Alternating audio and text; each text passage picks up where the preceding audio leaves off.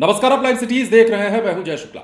छठ महापर्व के चौथे दिन यानी कि अंतिम दिन जब छठ घाट पर व्रती प्रसाद ग्रहण कर रहे थे, वितरण कर रहे थे, इस दौरान बिहार के लखीसराय से एक ऐसी खबर आती है जो सबको दहला देती है। एक ही परिवार के 6 लोगों पर ताबड़तोड़ गोली चलाई जाती है। एक युवक के द्वारा न सिर्फ अपनी प्रेमिका को मारा जाता है गोली से, बल्कि उसके परिवार को भी गोली दाग दी जाती है। 2 लोगों की ऑन द स्पॉट डेथ हो जाती है और कहीं कहीं तो यह भी खबर चल रही है कि युवती भी दम तोड़ चुकी है। लेकिन ऐसे में बीजेपी कनेक्शन भी निकलकर इस मामले में सामने आया है, जो एक बड़ा खुलासा है। और यह खुलासा किसने किया है? जदयू ने कर दिया है।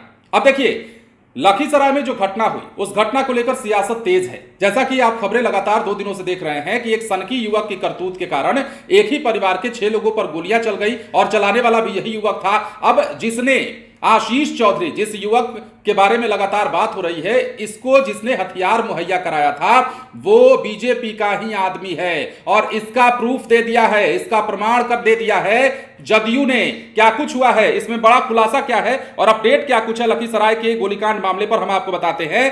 दरअसल लखीसराय जदयू ने प्रेस कॉन्फ्रेंस का आयोजन कर एक तस्वीर जारी की है, जिसमें नेता प्रतिपक्ष के साथ कई समारोह में उमेश साव की तस्वीर सामने आई है। देखिए, जिलाध्यक्ष रामानंद मंडल ने कहा है कि लखीसराय गोलीकांड शर्मनाक है, पुलिस अपना काम कर रही है। सनकी आशिक आशीष चौधरी को हथियार उपलब्ध कराने वाला उमेश साव बीजेपी का पदाधिकारी है। वो हत्या मामले में पहले ही जेल जा चुका है। फिलहाल जमीन और शराब के धंधे में लगा हुआ था।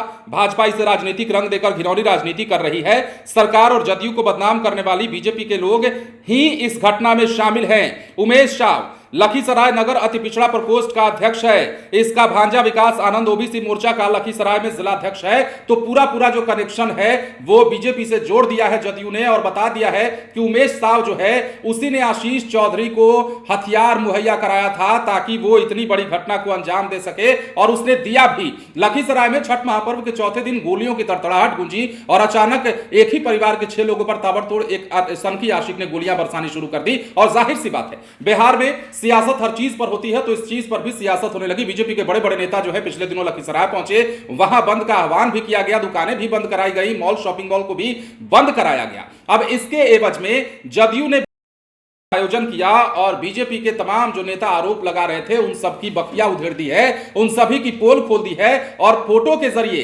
तस्वीर के जरिए, प्रूफ के जरिए यह दिखा दिया है कि ये जो उमेश साव है जिसने आशीष चौधरी को हथियार मुहैया कराया था, ये किसी और का नहीं बल्कि बीजेपी का आदमी है, आप लोगों का आदमी है, बीजेपी का पदाधिकारी है और इसका बेटा भी बीजेपी से जुड़ा हुआ है। तो अब यह मामला राजनीतिक रूप लेता जा रहा है। कहीं कहीं तो इसे अलग एंगल भी दिया जा रहा है, जातीयता का एंगल भी दिया जा रहा है, लेकिन पुलिस की माने तो जातीयता का इसमें कोई रंग नहीं है।